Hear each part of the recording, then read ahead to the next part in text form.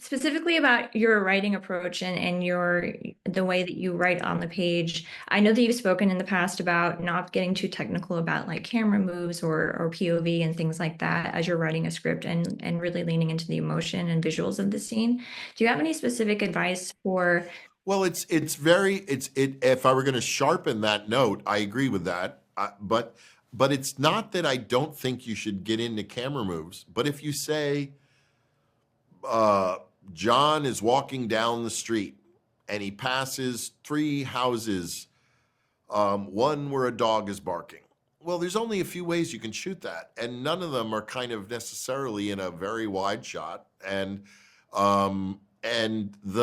so that you can communicate the content and even the way. If you describe a tear in Mary's eye, then you're clearly in a close-up.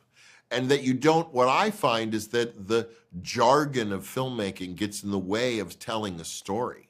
And that you can get everything you need, even to communicate shot size, by just if you're describing the clouds above the house, it's clearly a wide shot. If you're describing his nostrils flaring as he sees his enemy coming, it's clearly a close-up. And but that also, the best advice I can ever give is advice that was given to me, which is to write like you're sitting next to a blind person at the movie theater and you're describing a movie. And if you take too long to describe what's happening, you'll fall behind because the movie's still moving. So it's like you'd be saying, it's a red house and there's a guy with a raincoat approaching the door. The guy enters the house, he's in the kitchen. He opens the fridge. The only light on is the light from the fridge. He turns, he hears a sound. It's from down the hall. Like, already I'm intrigued.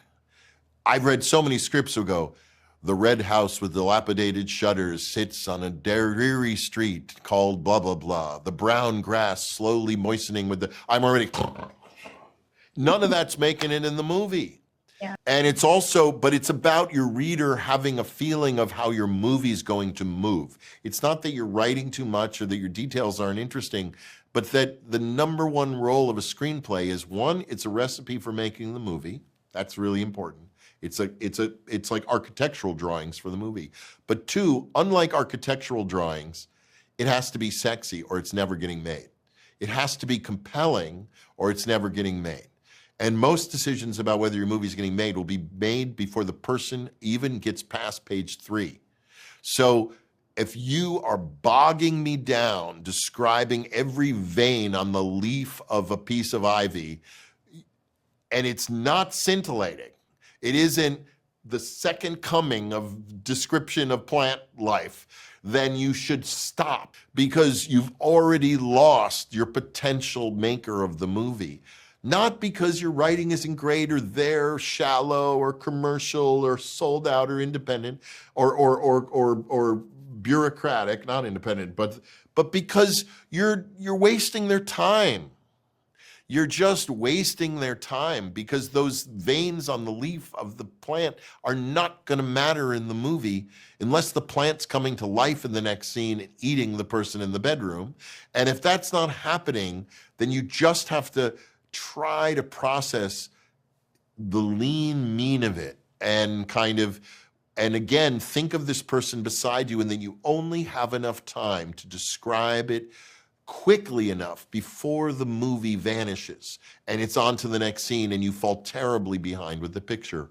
And if you do that, when I do that, I write like the Dickens because you have to keep up with the picture. And that would be one piece of advice. And the only other piece of advice that I use, but I can't say it's good for everyone, is I don't accept this thing called writer's block. I don't accept it. Whoever invented the term, it's just an excuse.